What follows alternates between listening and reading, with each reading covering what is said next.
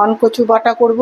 এখানে মানকচু কুড়িয়ে নিয়েছি, আর নিয়েছি শুকনো লঙ্কা, কাঁচা লঙ্কা, নারকেল কোড়া আর সর্ষে আর কাঁচা লঙ্কাটা বেটে নেব। এই যতগুলো কাঁচা লঙ্কা দিয়েছি, একটু ঝাল ঝাল করতে হবে এটা। এই বাটাটা ঝাল ঝাল না করলে ভালো লাগবে না।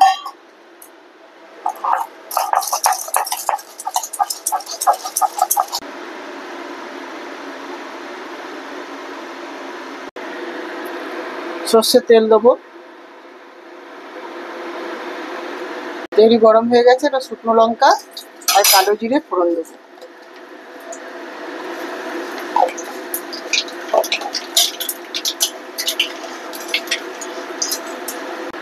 এবার কচুটা দিয়ে দেবো।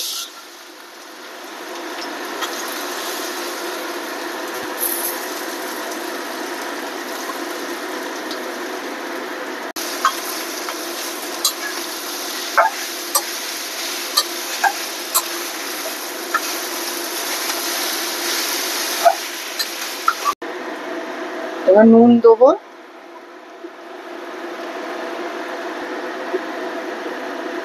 একটু হলুদ দেবো,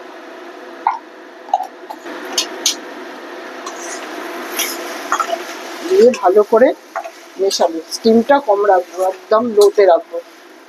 রেখে এবার ভালো করে নাড়াচাড়া করবো যতক্ষণ না এটা জলটা টানে। এবার সর্ষে বাটাটা দিয়ে দেবো। সর্ষে বাটাটা দিয়ে দিয়েছি, এবার ভালো করে মেশাবো। মিশিয়ে একটু মিষ্টি দেবো,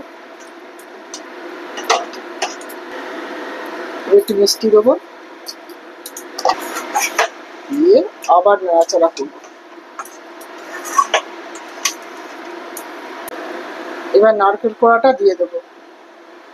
নারকেল কোড়াটা দিয়ে ভালো করে নাড়িয়ে নামিয়ে দেবো।